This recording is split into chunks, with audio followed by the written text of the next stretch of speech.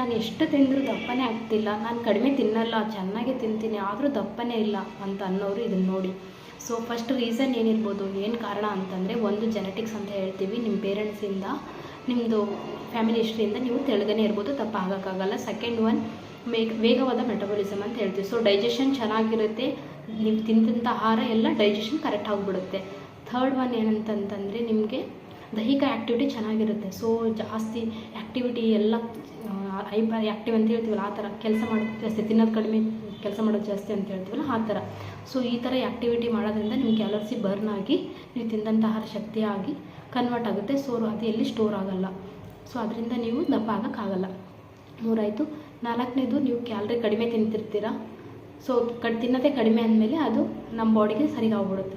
Next ಐದನೇದು ಏನಂತಂದರೆ ಪೋಷಕಾಂಶಗಳ ಕೊರತೆ. ನೀವು ತಿನ್ನೋದ್ರಲ್ಲಿ ಏನು ಪೋಷಕಾಂಶ ಸಿಗ್ತಿಲ್ಲ ಬಾಡಿಗೆ ಅಂದಾಗ ನೀವು ವೇಟ್ ಗೇನ್ ಆಗೋಕ್ಕಾಗಲ್ಲ. ಸೊ ಅಷ್ಟೇ ಇರ್ತೀರಿ, ಎಷ್ಟಿರುತ್ತೆ ಅಷ್ಟೇ ಇರುತ್ತೆ.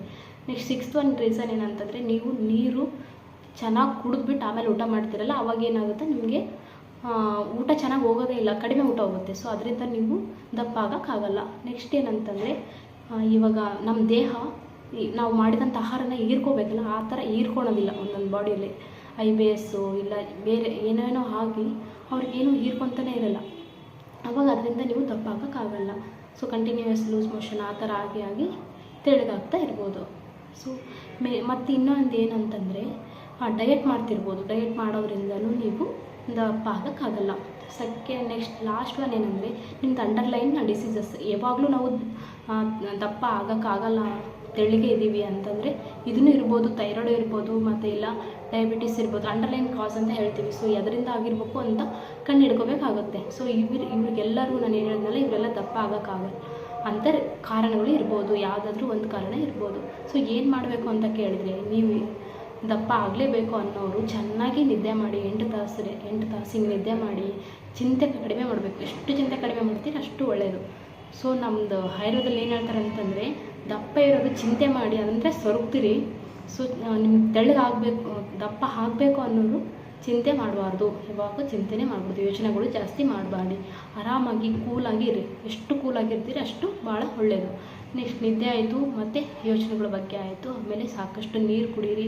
ಮತ್ತು ಆಹಾರದಲ್ಲಿ ಬಂದರೆ ನೀವು ಪ್ರೋಟೀನ್ ಯುಕ್ತ ಆಹಾರ ತಿನ್ನಿರಿ, ಮತ್ತು ಹಣ್ಣು ತರಕಾರಿ ಚೆನ್ನಾಗಿ ತಿನ್ನಿರಿ, ಮೊಟ್ಟೆ, ಹೆಸ್ರು ಕಾಳು, ಆ ಥರ ಕಾಳುಗಳ ಅಂಶಗಳು ಜಾಸ್ತಿ ತಿಂತಾ ಬನ್ನಿ.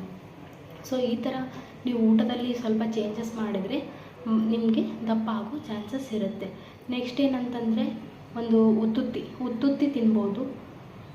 ಉತ್ತುತ್ತಿಯನ್ನು ನೀವು ರಾತ್ರಿ ತುಪ್ಪದಲ್ಲಿ ನೆನೆಸಿಟ್ಟು ಮುಂಜಾನೆ ತಿನ್ನೋದ್ರಿಂದ ದಪ್ಪ ಆಗ್ತೀರಿ, ಅದರಲ್ಲಿ ಐರನ್ನು ಕಂಟೆಂಟು ಜಾಸ್ತಿ ಇರುತ್ತೆ. ಸೊ ಇಷ್ಟೆಲ್ಲ ಮಾಡಿ, ನೆಕ್ಸ್ಟು ನೀವು ತೆಳ್ಳಗೆ ಇರೋರಿಗೆಲ್ಲ ಸ್ವಲ್ಪ ಮೋಷನ್ ಕರೆಕ್ಟ್ ಆಗ್ತಿರಲ್ಲ ಅಂಥವ್ರು ಏನು ಮಾಡಿ, ಸ್ವಲ್ಪ ಅಂಜೂರ, ದ್ರಾಕ್ಷಿ, ಒಣ ದ್ರಾಕ್ಷಿ ಇಂಥವನ್ನೆಲ್ಲ ನೆನೆಟ್ಕೊಂಡು ಮುಂಜಾನೆ ತಿನ್ನಿ.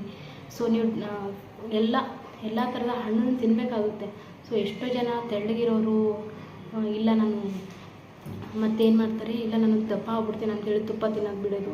ನಮ್ಗೆ ಆರೋಗ್ಯಕ್ಕೆ ಬೇಕಾಗಿರೋಂಥ ಕೊಬ್ಬಿನಾಂಶ ತಿನ್ನಲೇಬೇಕಲ್ಲ, ಅದನ್ನು ತಿನ್ನಲ್ಲ. ಸೊ ಅವಾಗೇನಾಗುತ್ತೆ, ವೇಟ್ ಗೇನಾಗ ಆಗೋಕ್ಕಾಗಲ್ಲ. ಸೊ ನಿಮ್ಗೆ ಬೇಕಾದರೆ ವೇಟ್ ಗೇನ್ ಮಾಡೋಕ್ಕೆ ಮಾಡೋವಂತಹ ಎಕ್ಸಸೈಸ್ ಇದ್ದಾವೆ, ಮತ್ತು ಲಿಫ್ಟಿಂಗ್ ಇರುತ್ತೆ. ಸೊ ವ್ಯಾಯಾಮಗಳಲ್ಲಿ ನೀವು ಲಿಫ್ಟಿಂಗ್ ಮಾಡ್ಬೋದು, ವೇಟ್ ಗೇನ್ ಲಿಫ್ಟಿಂಗ್ ಅಂತಿರ್ತಾವೆ, ಅವೆಲ್ಲ ಮಾಡಿ ನಿಮ್ಮದು ಇಂಪ್ರೂವ್ ಮಾಡ್ಕೋಬೋದು. ಇನ್ನೇನಾದರೂ ಡೌಟ್ ಇದ್ದರೆ ಕಾಂಟ್ಯಾಕ್ಟ್ ಮಾಡಿ. ಇಷ್ಟೆಲ್ಲ ಕೊಟ್ಟಿದ್ದೀನಿ ನೋಡಿ, ಇದೆಲ್ಲ ನೋಡ್ಕೊಳ್ಳಿ, ಇದರಿಂದ ನೀವು ದಪ್ಪ ಆಗೋಕ್ಕಾಗಲ್ಲ.